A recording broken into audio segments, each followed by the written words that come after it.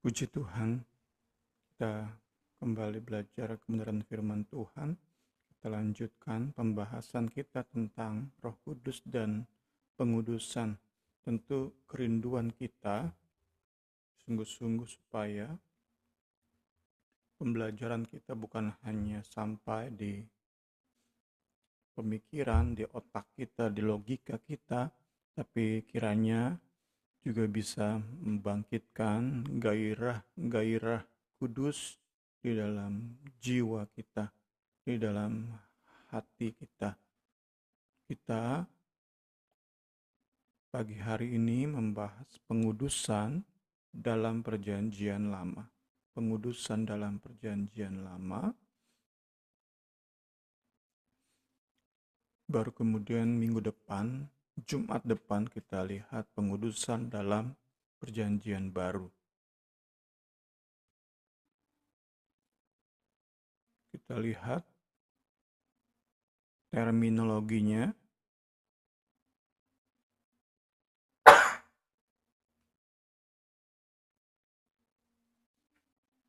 Kita akan lihat dalam buku referensi kita ini dua kata, kados dan taher. Kados dan taher. Di Indonesia jadi kudus dan tahir. Kados dan taher. Kita lihat yang pertama, kados dan kata-kata serumpunnya menyandang ide tindakan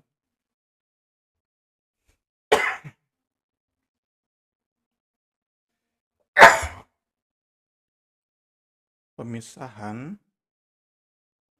atau penarikan diri dari penggunaan umum atau general use dikhususkan bagi Tuhan dan pelayanannya. Dari penggunaan umum dikhususkan bagi Tuhan dan pelayanannya. Sebagai kata sifat, kata ini kados dan kata-kata serumpunnya dapat diaplikasikan kepada Tuhan sendiri, kepada tempat, kepada benda, pribadi, ataupun waktu.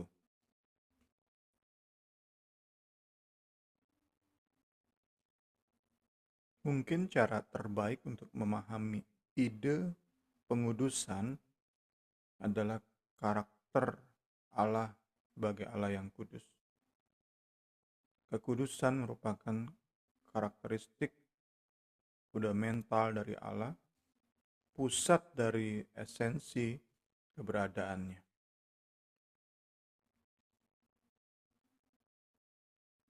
Sebab akulah Tuhan Allahmu. Aku ini kudus. Tuhan Allah telah bersumpah demi kekudusannya. Allah telah bersumpah demi dirinya, demi kekudusannya, demi dirinya.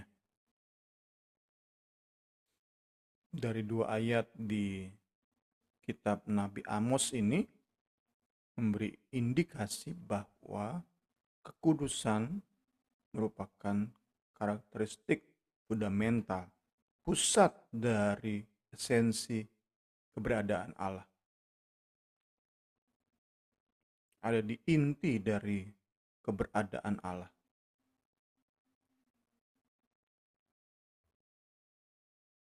Tentu mengajari kita untuk sungguh-sungguh menganggap serius kekudusan.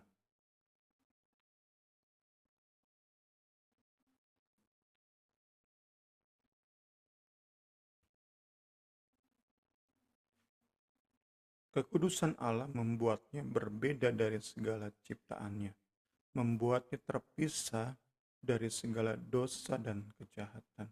Kekudusan merupakan ekspresi dari kesempurnaannya yang melampaui segala sesuatu, transenden, melampaui segala sesuatu, terpisah dari segala sesuatu, jauh lebih tinggi dari segala sesuatu.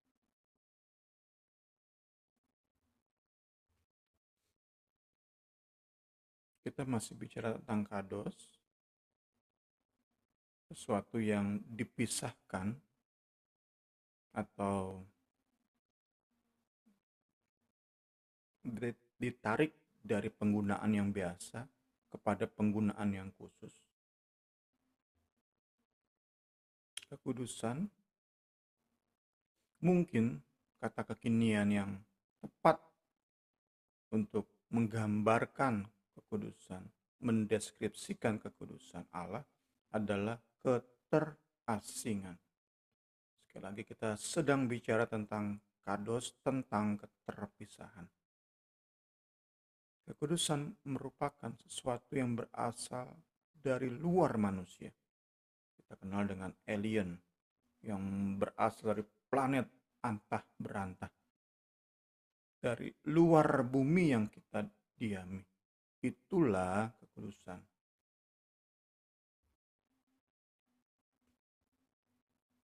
Kabar yang luar biasa baik adalah bahwa kekudusan Allah ini dapat ia impartasi berikan kepada manusia ciptaannya.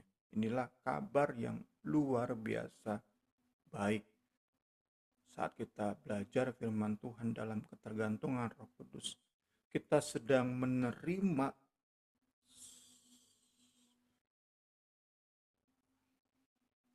urapan, terima aliran, gairah kudus. Inilah kabar yang luar biasa baik. Luar biasa baik. Oleh karena kasihnya, di dalam inisiatifnya, ia tanda kutip berkewajiban menguduskan kita. Mengapa?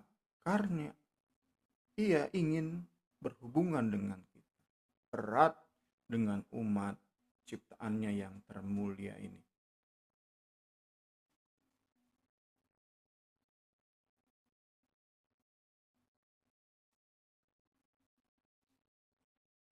Tentu sambil kita diingatkan bahwa Allah bukan Allah yang kurang teman, bukan Allah yang socially awkward, aneh secara sosial sehingga ia butuh manusia ia ciptakan karena ia orang yang sendirian. Bukan seperti itu tentunya. Allah kita dalam hubungan trinitasnya udah sangat sempurna dalam fellowship.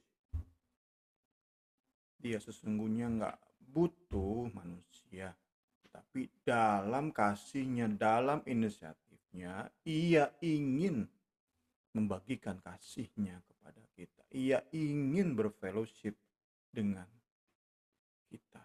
Puji Tuhan. Tentu Allah nggak mungkin menjadi kurang kudus agar bisa nyambung dengan kita yang nggak kudus ini.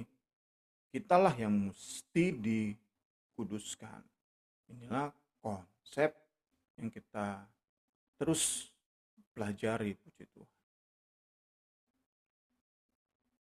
Masih dalam konteks PL, Allah mewahyukan keinginannya bersekutu dengan kita dalam berbagai cara. Pertama, ia meminta umatnya untuk menguduskan diri. Kedua, ia mengkhususkan, menyediakan secara khusus berbagai benda untuk memfasilitasi persekutuan tersebut. Ada benda-benda, nanti kita lihat air yang menjadi dominan di bagian ini untuk memfasilitasi pengudusan sehingga ia bisa bersekutu dengan kita. Kita lihat beberapa ayat.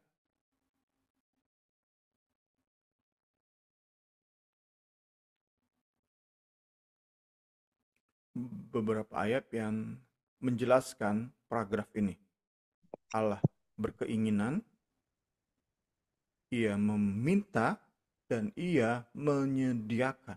Puji Tuhan. Puji Tuhan. Jehovah Jireh, ia menyediakan sarana-sarana pengudusan sehingga kita bisa bersekutu dengan dia, kita bisa menerima segala yang baik dari surga. Semuanya oleh karena kasih, semua di dalam inisiatifnya. Puji Tuhan. Pertama, kamu akan menjadi bagiku kerajaan imam dan bangsa yang kudus. Di sini Allah membangun sebuah bangsa yang khusus baginya.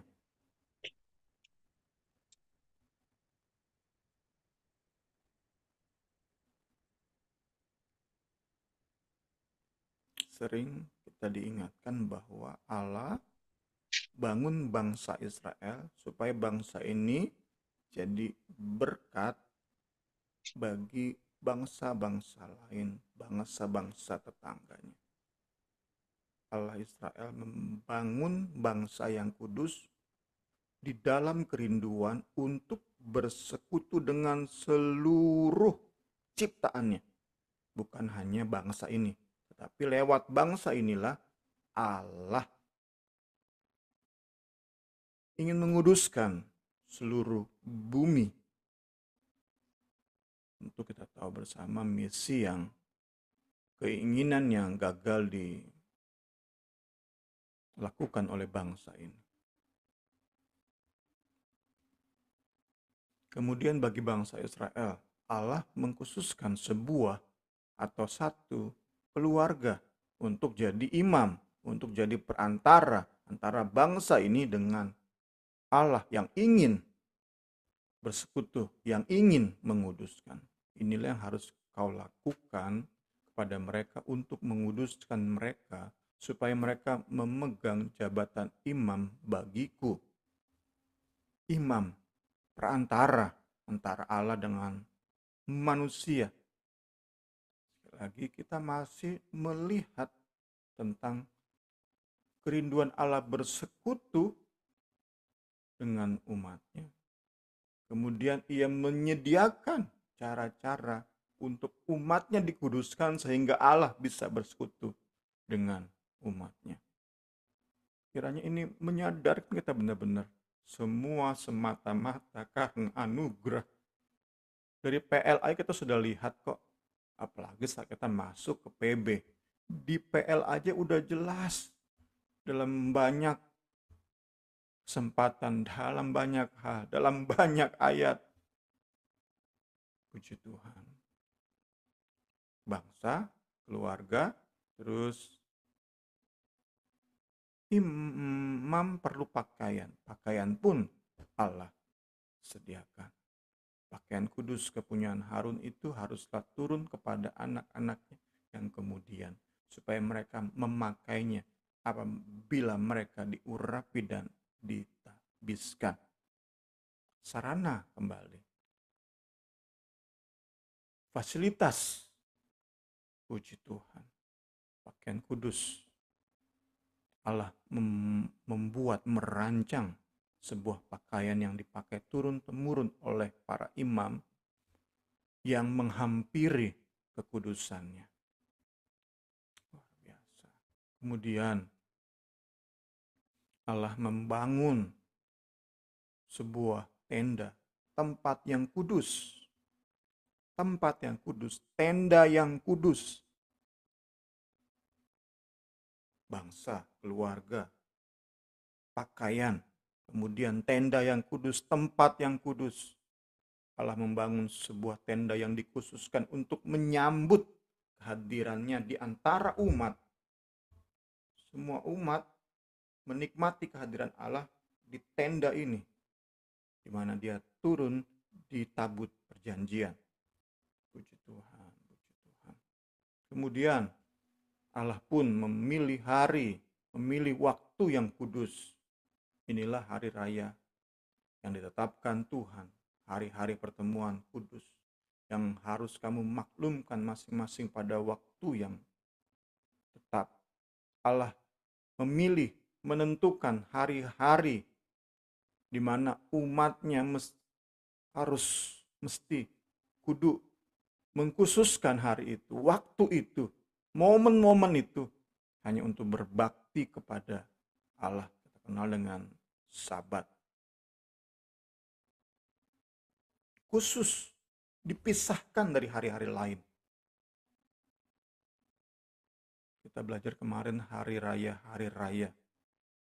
Hari itu, di tanggal-tanggal tersebut, dikhususkan, dipisahkan dari hari-hari lain dalam satu tahun.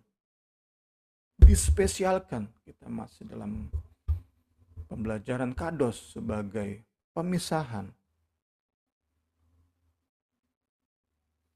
Kemudian bahkan berkaitan dengan ritual penyucian, Allah menguduskan air. Allah menyediakan air suci untuk menyucikan mereka yang kotor dan najis. Lalu imam harus membawa air kudus. Air kudus. Air kudus. Fasilitas ilahi sebagai bukti nyata kerinduannya bersekutu dengan umatnya. Kerinduannya menguduskan umatnya. Kita harus lihat di situ kan prinsip-prinsipnya. Tentu air kudus udah nggak berlaku ke zaman PB. Malah menjadi sesuatu yang musyrik dikatakan. Saat air kudus masih kita pakai sebagai fasilitas ilahi. Udah enggak. Tapi prinsipnya kita dapat pagi hari ini. Fasilitas ilahi untuk menguduskan kita agar bisa berhubungan dengan Dia. Puji Tuhan. Puji Tuhan, segala hormat kemuliaan bagi Tuhan. Kemudian taher dan kata-kata serumpunnya. Tadi yang pertama kados, yang kedua taher, mengandung arti membersihkan, memurnikan. Dan bicara tentang keterpisahan, ini bicara tentang gampangnya adalah nyuci dan mandi. Jadi yang tadi lebih ke kata sifat ya, ini lebih ke kata kerja. Sifat, kerja, kados, taher. Baik yang berkaitan dengan ritual pemandian, kemudian berkaitan dengan kemurnian moral, ataupun kemurnian logam. Penggunaannya dalam PL lebih banyak merujuk pada hal-hal yang fisikal, hal-hal yang bersifat jasmania. Sekali lagi kita masih di PL.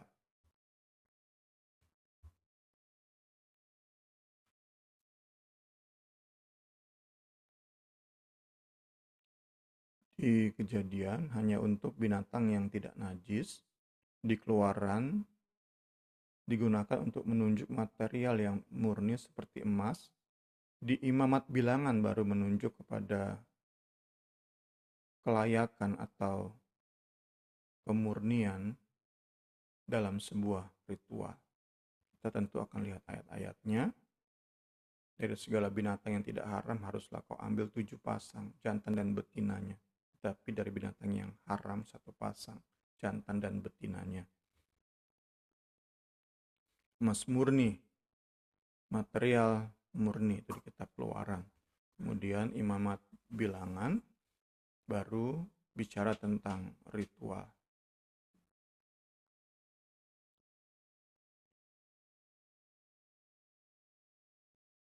Tahir.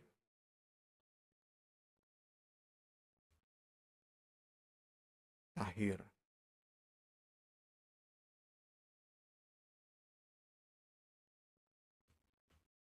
Tentu makna yang bersifat rohani lebih bermanfaat bagi kita. Kita menggunakan kata tahir ini untuk menyatakan kemurnian perkataan dan pandangan Allah, dan juga untuk menyatakan kemurnian takutnya seorang akan Tuhan. Janji Tuhan adalah janji yang taher, bagaikan perak yang teruji, 7 kali dimurnikan dalam dapur peleburan di tanah. Menunjuk pada janji Tuhan yang pasti digenapi, janji Tuhan yang tahan uji, janji Tuhan yang teguh. Janji Tuhan adalah janji yang taher.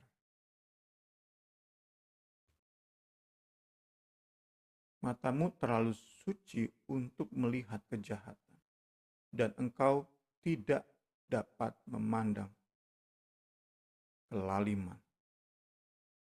Mengapa engkau memandangi orang-orang yang berbuat khianat itu dan engkau berdiam diri apabila orang fasik menelan orang yang lebih benar dari dia untuk mewakili kerinduan Habakuk?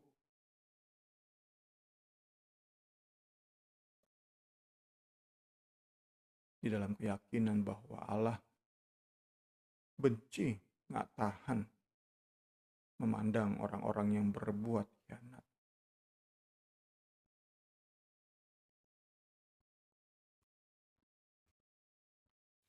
Takut akan Tuhan itu suci, tetap ada untuk selama-lamanya. Hukum-hukum Tuhan itu benar, adil semuanya.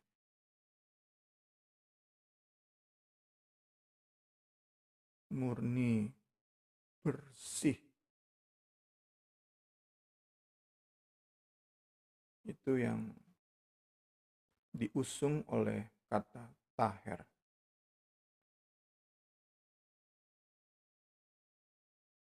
Sudah kita lihat terminologinya, baik kados dan taher, kiranya lebih melengkapi kita dalam kita rindu gairah-gairah kudus itu semakin berkuasa di hidup kita, memenuhi hidup kita.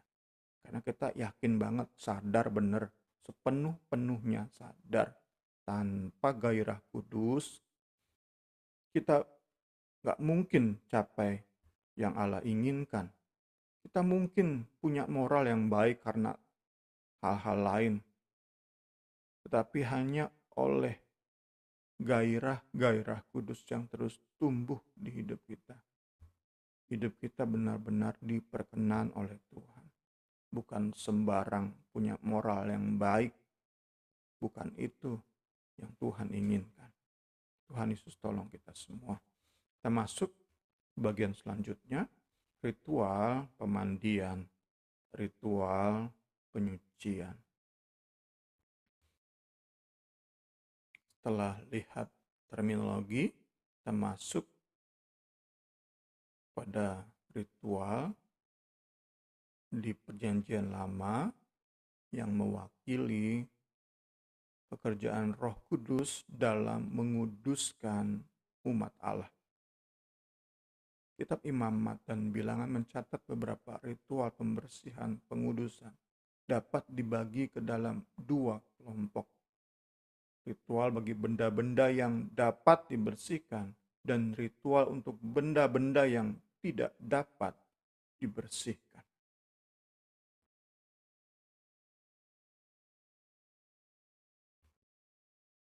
Ritual kelompok pertama bagi benda-benda yang dapat dibersihkan itu melibatkan air. Bentuk paling sederhana adalah mencuci pakaian yang terkontaminasi kenajisan dan mandi ketika tubuh seseorang kena kepada sesuatu yang najis.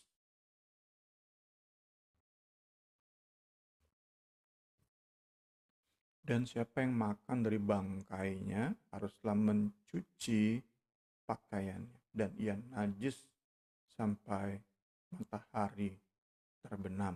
Demikian juga siapa yang membawa bangkainya haruslah mencuci pakaiannya, dan ia menjadi najis sampai matahari terbenam. Cuci pakaian. Kenajisan yang lebih buruk membutuhkan ritual yang lebih rumit. Contohnya, sehabis sembuh dari sakit kulit, seseorang harus dipercik 7 kali dengan air yang dicampur dengan darah. Setelah itu ia harus mandi, mencukur semua rambut di tubuhnya, dan seterusnya, termasuk mempersembahkan kurban.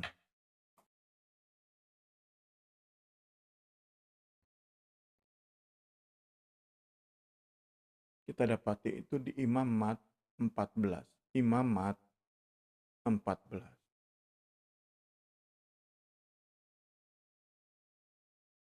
Pasal yang mencatat prosedur dari ritual penyucian yang begitu rumit, kompleks.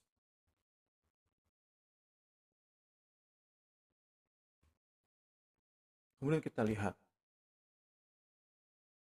karena kita bicara tentang air, kita lihat bahwa Alkitab pun menjelaskan saat air di dalam wadah bisa menjadi najis, tidak demikian halnya dengan mata air. Karena itulah mata air disebut juga air kehidupan. Yang secara teologis berarti air yang nggak mungkin menjadi najis. Air yang nggak mungkin menjadi najis. Air kehidupan adalah air yang nggak mungkin menjadi najis.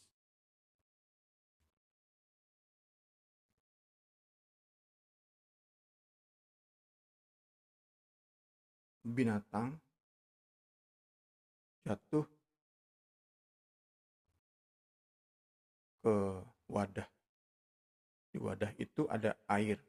Air itu jadi najis. Seperti yang baru kita dengar beritanya, ada mayat di toren. Air yang keluar dari toren itu najis. Itu gambarannya. Tetapi tidak demikian dengan mata air. Karena mata air selalu keluar dari sumber yang hidden, tersembunyi, misteri. Kok bisa keluar air terus ya? Itu kan gambaran dari misteri ilahi. Allah dalam misterinya terus mengalir mata air. Karena itu sekali lagi disebut sebagai air kehidupan yang secara teologis merupakan air yang nggak mungkin jadi najis. Kalau air sudah ditempatkan di sesuatu, bisa najis. Misalnya kemasukan lalat, kemasukan cecak, tikus, jadi najis. Mata air nggak mungkin bisa jadi najis.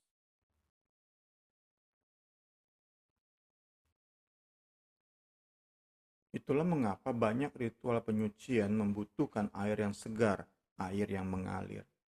Bahkan yang menjadi penekanan adalah Allah sendiri menggambarkan dirinya sebagai sumber air, mata air yang hidup, living water. Puji Tuhan, puji Tuhan, puji Tuhan, puji Tuhan. Imam harus memerintahkan supaya burung yang seekor disembeli di atas belanga tanah berisi air mengalir. Air mengalir.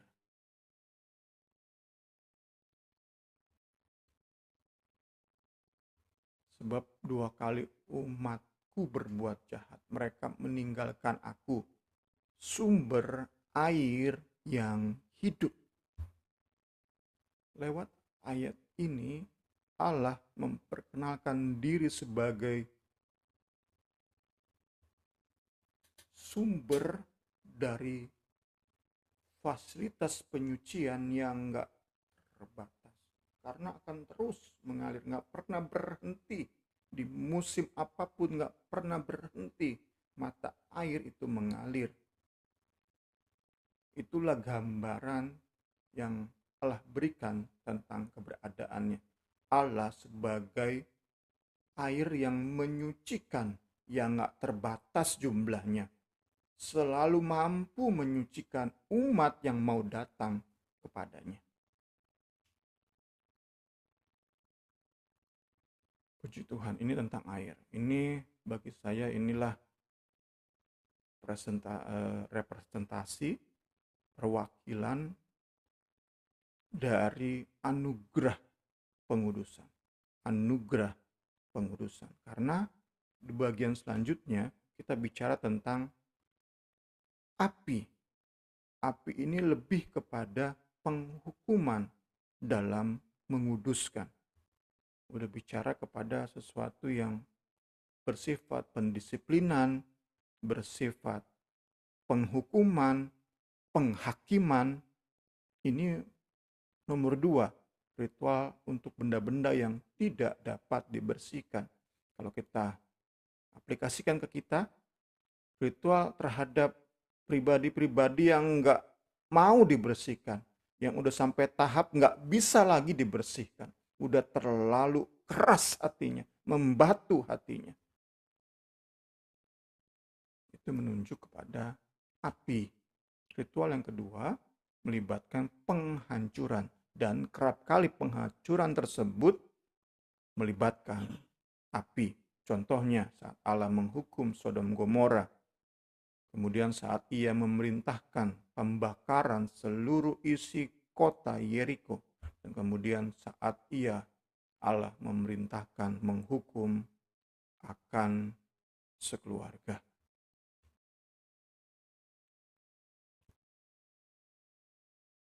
Dan kota itu dengan segala isinya dikhususkan bagi Tuhan untuk dimusnahkan. Untuk dimusnahkan. Dan itu dilakukan dengan api. Berkatalah Yosua, seperti engkau akan mencelakakan kami, maka Tuhan pun mencelakakan engkau pada hari ini. Lalu seluruh Israel melontari dia dengan batu. Semuanya itu dibakar dengan api dan dilempari dengan batu. Prinsip yang kita perlu ngerti dari bagian ini adalah Allah mesti mau nggak mau untuk bisa tetap bersekutu dengan bangsa yang kudus ini, bagian yang najis dimusnahkan. Bagian yang nggak bisa dikuduskan harus dimusnahkan. Itulah prinsip yang kita bisa dapat mengerti. Bangsa tadi kita sudah lihat kan dikuduskan. Tetapi ada bagian di bangsa ini yang nggak mau dikuduskan. Bagian ini yang nggak mau dikuduskan, yang enggan dikuduskan, yang menolak dikuduskan, harus dimusnahkan. Supaya bangsa ini tetap menjadi bangsa yang dikuduskan, yang bisa bersekutu dengan Allah. Itu prinsipnya, menjaga bangsa Israel tetap kudus. Menjaga bangsa pilihan Allah yang sudah Ia kuduskan ini tetap kudus. Karena itu, semua, baik benda, binatang, manusia, keluarga, di dalam bangsa ini yang gak bisa dikuduskan, dibakar dengan api, dimusnahkan. Ini yang perlu kita dapat. Karena kalau kita nggak memahami prinsip dari pemahaman ini, dari praktek ini, dari ritual ini, kita akan terheran-heran dengan cara Allah bekerja. Apalagi bagi manusia zaman sekarang, bagi khususnya aktivis HAM, tindakan macam ini pantas dikutuk ini. Yosua pantas di-cancel nih karirnya. Karena lewat Yosua lah terjadi ritual rajam pembakaran terhadap sebuah atau satu keluarga, akan dan keluarganya, istri, anak-anaknya. Dilontari dengan batu semuanya, dibakar dengan api atas perintah Yosua. Bagi aktivis HAM saat ini pantas dikutuk. Pelakunya Yosua sebagai orang yang bertanggung jawab harus di-cancel karirnya. Harus dihukum seberat-beratnya. Itu saat orang di luar melihat bagian-bagian ini. Itu nggak bisa dihindari. Mau nggak mau itu akan dilihat oleh orang luar saat melihat bagian-bagian ini. Tetapi bagi kita yang melihat keseluruhan Alkitab secara komprehensif, secara detail bagian demi bagian, kita perlu sampai kepada pemahaman bagaimana pentingnya kekudusan bagi Allah supaya ia bisa bersekutu dengan umatnya dan mencurahkan segala berkat bagi umatnya. Tentu berkat itu bukan untuk dikip oleh umatnya, tetapi untuk di-share kepada seluruh manusia. Puji Tuhan, kiranya prinsip yang kita dapati ini dapat tadi ya, bukan hanya mengerti konsep kekudusan, tetapi membangkitkan gairah kudus. Kemudian kita lihat prinsip kebenaran apa yang dapat kita pelajari dari ritual penyucian. Yang terutama, kita coba simpulkan di sini. Kita diajari tentang kekudusan Allah dan selanjutnya bagaimana ia menginginkan kekudusan umatnya. Allah pun ingin segala sesuatu dikuduskan. Bukan hanya pribadi lepas pribadi, bukan hanya bangsa, tetapi di mana bangsa itu berdiam juga kudus. Segala barang, segala rumah, benda-benda, air, semua kudus. Bukan hanya bangsa, bukan hanya pribadi lepas pribadi, semua kudus. Ini yang jadi pembelajaran kita, puji Tuhan. Dan untuk mewujudkan keinginan tersebut, Allah menyediakan fasilitas, sarana pengudusan. Puji Tuhan. Dan kita dapati di poin terakhir dari bagian kita ini, di poin sebelum masuk ke janji yang dinubuatkan, poinnya adalah ritual penyucian nggak murah. Ritual penyucian sekali lagi nggak murah. Ada harga yang mesti dibayar. Harganya juga nggak murah. Tadi itu sudah kita lihat salah satu contoh. Orang yang sembuh sakit kulit. Satu orang itu entah dibutuhkan berapa banyak. Kalau kita hitung sekarang, uang harus dikeluarkan.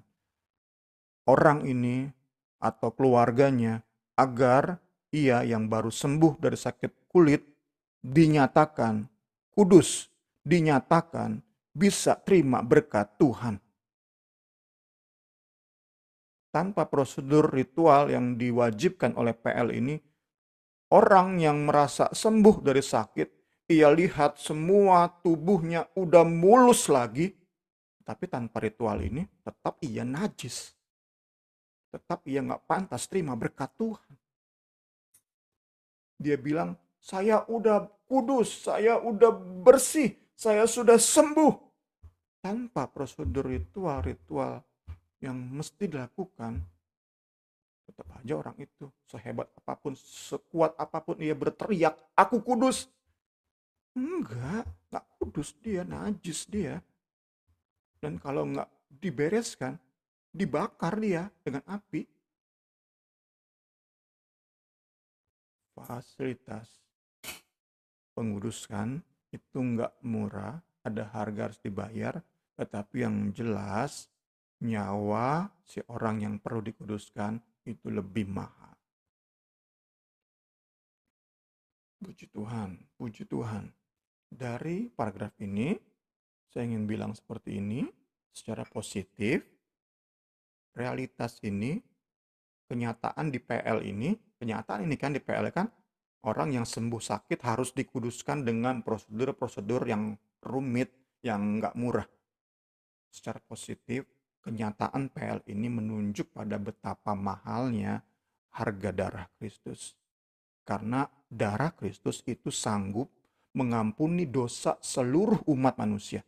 Satu orang di PL kena sakit kulit itu mahal pengudusannya. Apalagi seluruh manusia dalam dosanya di sepanjang sejarah. Seluruh manusia di sepanjang sejarah entah berapa miliar. Karena itulah betapa mahalnya harga darah anak domba yang tertumpah di Kalvari. Karena itulah kita terus diingatkan saat menganggap darah yang tertumpah itu nggak cukup, nggak sempurna untuk menguduskan. Sama aja dengan menginjak-injak darah tersebut. Ini secara positif dari paragraf ini, teman-teman. Secara negatif, realita PL ini saat diadopsi ke dalam pelayanan PB rawan banget manipulasi. Gereja dalam masa kegelapannya pernah memperdagangkan surat pengampunan dosa. Kita kenal dengan istilah indulgensi.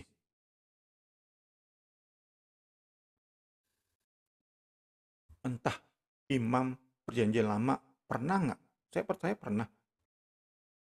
Prosedur yang mahal ini diperdagangkan. Prosedur, fasilitas, atau ritual penyucian diperdagangkan kepada umat yang emang butuh pengampunan dosa, butuh perkenanan Allah. Tapi imam di PB, pendeta memanipulasi. Wow, dahsyat. Tuhan Yesus tolong kita semua. Kita terhindar dari dosa-dosa semacam ini. Mengerikan karena dosa semacam ini. Terakhir buat pagi hari ini, puji Tuhan, janji yang dinubuatkan. Janji yang dinubuatkan. Janji yang dinubuatkan. Nabi-nabi Israel diberi oleh Roh Kudus kemampuan melihat jauh ke depan, jauh kepada hari di mana Allah akan mentahirkan seluruh umat manusia. Bukan hanya bangsa Israel, bukan hanya kota di mana Israel berdiam, tetapi seluruh umat manusia dan bumi di mana umat manusia ini hidup. Haleluya, haleluya, haleluya. Dan bahwa Allah yang sudah memberi kemampuan kepada para nabi melihat jauh ke depan, Allah yang sama menjelaskan kepada para nabi ini bahwa ia akan menyelesaikan tujuannya ini di mana seluruh manusia tahir, seluruh dunia kudus itu melalui pekerjaan Roh Kudus. Haleluya, haleluya, haleluya. Bukan dengan keperkasaan, bukan dengan kekuatan, melainkan dengan roh. Firman Tuhan, semesta, alam. Kiranya ini mengingatkan kita semua bahwa hanya oleh ketergantungan pada Roh Kudus kita menjadi pelayan-pelayan perjanjian baru. Di luar itu kita melayani di perjanjian baru, tetapi dalam pola PL. Kita belajar kemarin kan di hari Minggu. Karena itu peringatan keras dari saya pribadi, hati-hati terhadap segala macam metode. Hati-hati banget. Karena metode mengandalkan keperkasaan, kekuatan manusia. hikmat manusia. Jika nggak hati-hati itu menggantikan Roh Kudus. Karena itu kita gunakan metode, kita gunakan cara-cara, ritual, sakramen, metode berdoa, metode kelompok kecil, dan lain-lain sebagainya. Itu metode.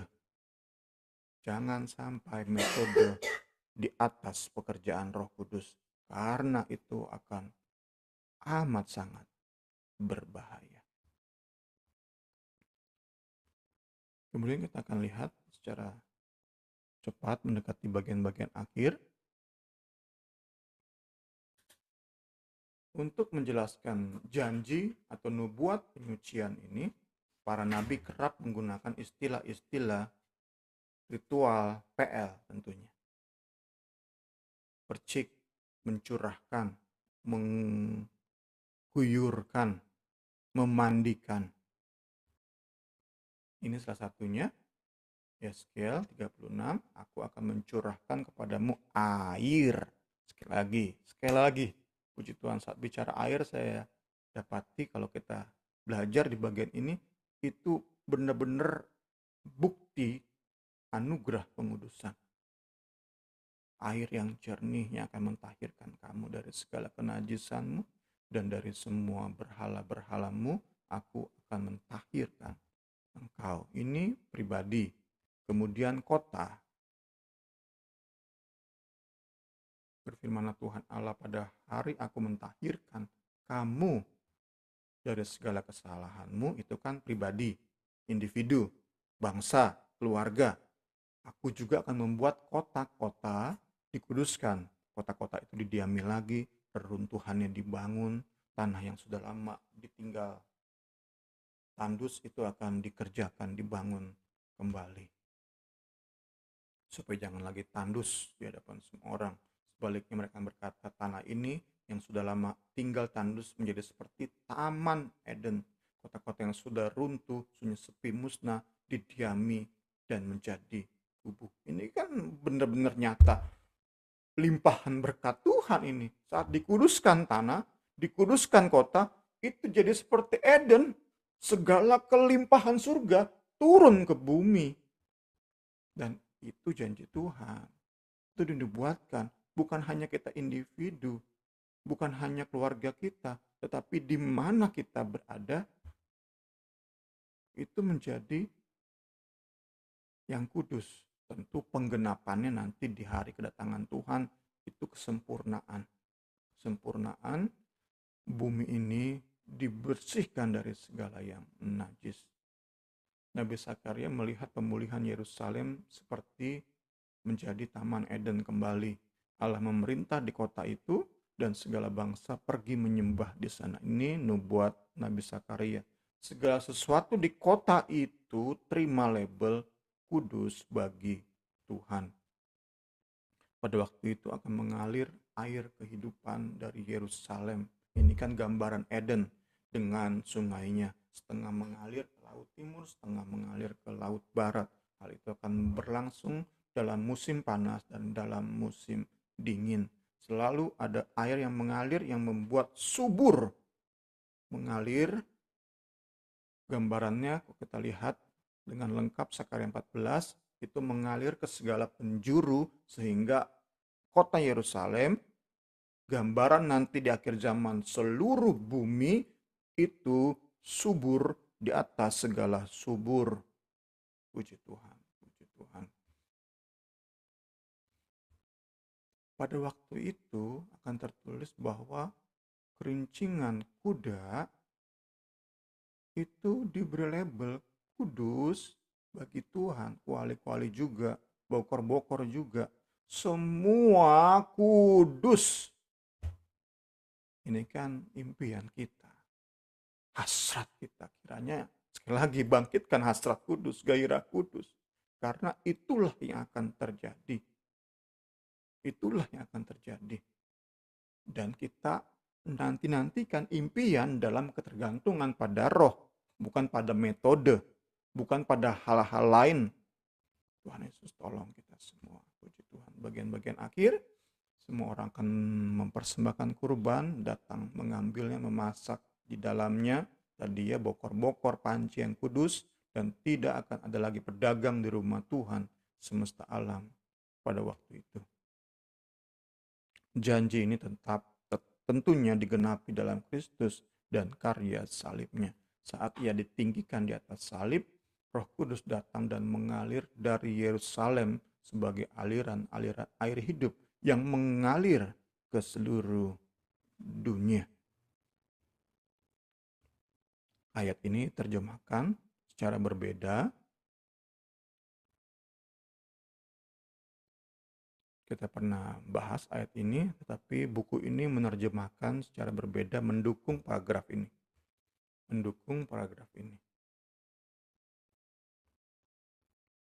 Jadi menurut buku ini, pada saat Yesus berkata, seperti yang dikatakan oleh kitab suci, dari dalam hatinya. Hatinya itu menunjuk pada Yerusalem. Yerusalem dikenal sebagai perutnya bumi, hatinya seluruh bumi. Kalau hati kita kan dikatakan pusat segala sesuatu. Nah, pusat dari seluruh bumi ini adalah Yerusalem. Yerusalem adalah pusat dari seluruh bumi. Hatinya bumi adalah Yerusalem. Karena itu, lewat ayat ini ditafsirkan adalah saat Yesus diangkat di salib, Yesus dimuliakan di salib, Roh datang dan Roh itu mengalir dari perutnya bumi.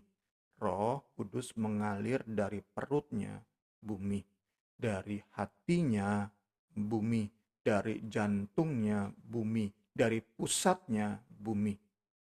Roh itu mengalir dari Yerusalem sebagai aliran air hidup menjangkau seluruh umat manusia di seluruh bumi.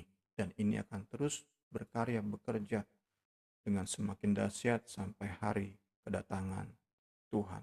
Tentu itu kembali menjadi aplikasi mengingatkan kita untuk lebih hari, lebih mengandalkan Roh Kudus. Karena Roh Kuduslah yang akan mengerjakan semua ini bagi umatnya. Kita impikan, kita kiranya bisa bersama dengan para nabi PL. Kita bisa melihat jauh ke depan di mana Roh Kudus memakai hidup kita untuk menyucikan seluruh bumi. Orang-orang yang belum bertobat perlu kita injili supaya mereka bertobat dan terima darah Kristus menyucikan mereka. Kita melayani orang-orang yang belum dibersihkan, belum dikuduskan. Kita sungguh-sungguh dengan penuh kasih oleh pertolongan Roh Kudus menginjili mereka, menjadi berkat bagi mereka supaya mereka dikuduskan. Karena apalagi kaum keluarga kita ya, karena saat mereka sampai ke saat itu belum dikuduskan, mereka mau nggak mau dimusnahkan dengan api. Karena saat Yesus datang kedua kali, semua udah harus kudus. Kita manusia dan bumi semua harus kudus. Semua yang nggak kudus, manusianya, binatangnya, apapun, mau tadi ya kerincingan kuda, semuanya, mau laptop, mau MacBook, mau handphone kita, gadget yang paling canggih saat itu, semua dikuduskan. Semua dikuduskan. Itu yang menjadi impian kita, dan oleh karena impian itu, kiranya kita makin mengandalkan pekerjaan Roh Kudus. Segala hormat, kemuliaan bagi Tuhan.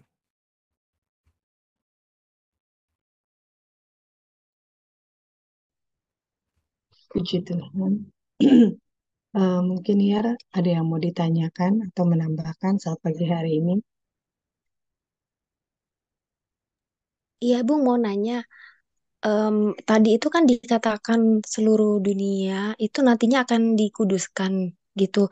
Itu apa berarti semua orang akan menerima pengkudusan terus keselamatan gitu, Bung?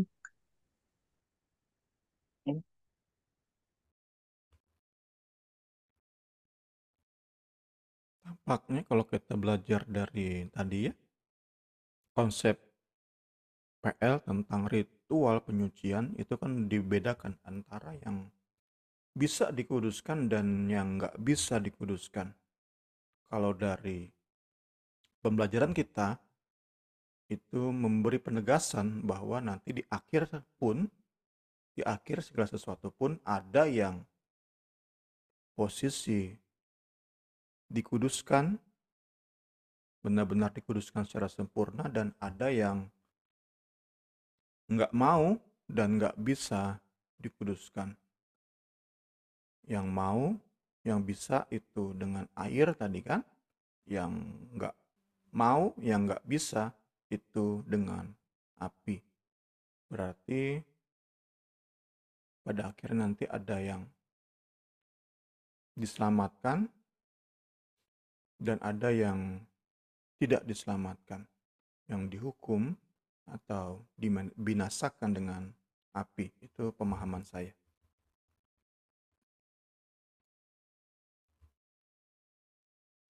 Iya, iya. Mau nanya lagi atau ditambahkan lagi? Sudah, Karini. Makasih, Bung.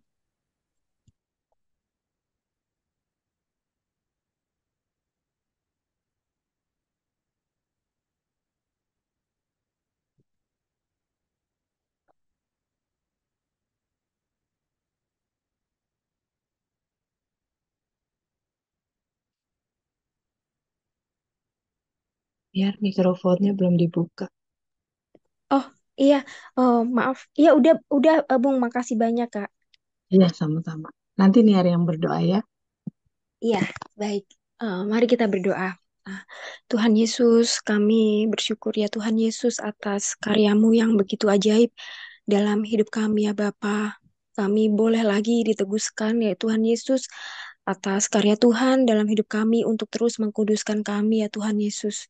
Terima kasih ya Tuhan, karena oleh darah-Mu kami bisa ya Tuhan beroleh Tuhan Yesus uh, pengkudusan ya Tuhan Yesus sehingga kami boleh menerima berkat, kami boleh Tuhan Yesus uh, menghadap tahta kerajaan Allah-Mu ya Tuhan Yesus.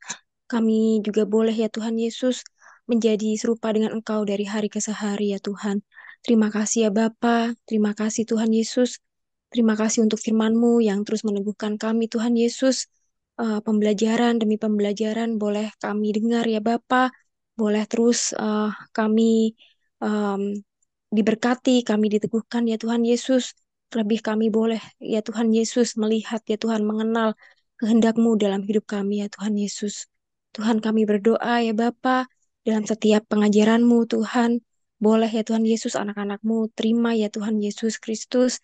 Baik itu Tuhan mereka yang akan mendengar ya Tuhan Yesus siaran YouTube maupun yang mereka belum bisa bergabung Tuhan yang tolong ya Tuhan Yesus begitu pentingnya ya Tuhan setiap pengajaran yang telah Engkau berikan Tuhan Yesus tapi kami tidak akan bisa Tuhan mengandalkan kekuatan kami sendiri. Kami tahu ya Tuhan Yesus hanya pekerjaan-Mu lah ya Tuhan yang boleh Tuhan memampukan kami menerima kuasa firman-Mu Tuhan Yesus, menerima peneguhan dari setiap pengajaran-Mu ya Tuhan. Terpujilah ya Tuhan Yesus, namamu ya Tuhan Yesus. Kami juga berdoa untuk Bung Semi yang sudah memberitakan kebenaran firman-Mu, Tuhan Yesus. Engkau yang terus mengurapi Bung Semi, Tuhan, dalam setiap materi. Biarlah ya Tuhan Yesus yang menjadi kehendak-Mu, Tuhan Yesus. Ungkapkan ya Tuhan Yesus. Tuhan jamah hatinya, jamah pikirannya ya Tuhan Yesus. Sehingga ia boleh memberkati Tuhan menjadi saluran ya Tuhan yang sejati bagi kami semua ya Tuhan Yesus memberkati keluarganya dalam menopang pelayanannya Tuhan. Tuhan yang terus membukakan hati mereka. Biarkan mereka juga terus fokus akan kerajaan Allah ya Tuhan Yesus. Yang boleh Tuhan. mereka beritakan kepada anak-anak-Mu semua ya Bapak. Terima kasih ya Tuhan, kami percaya kami sudah diberkati oleh firman-Mu pada pagi hari ini. Percaya berkat itu juga melimpah dalam setiap kami semua ya Tuhan Yesus. Baik itu kami yang mungkin belum mendengarkan ya Bapa, kami percaya Allah Roh Kudus bekerja Tuhan dalam setiap proses kami, melalui firman-Mu, melalui ibadah kami ya Tuhan Yesus, sehingga nama-Mu saja Tuhan yang dipermuliakan ya Bapa. Terima kasih ya Tuhan Yesus, kami serahkan waktu-waktu kami ke depan dalam setiap pembelajaran ibadah, Tuhan yang terus beracara ya Tuhan Yesus. Kami terlalu yakin Tuhan banyak jiwa-jiwa yang diberkati, banyak jiwa, Amin. banyak hati-hati ya Tuhan Yesus yang dipulihkan ya Tuhan Yesus.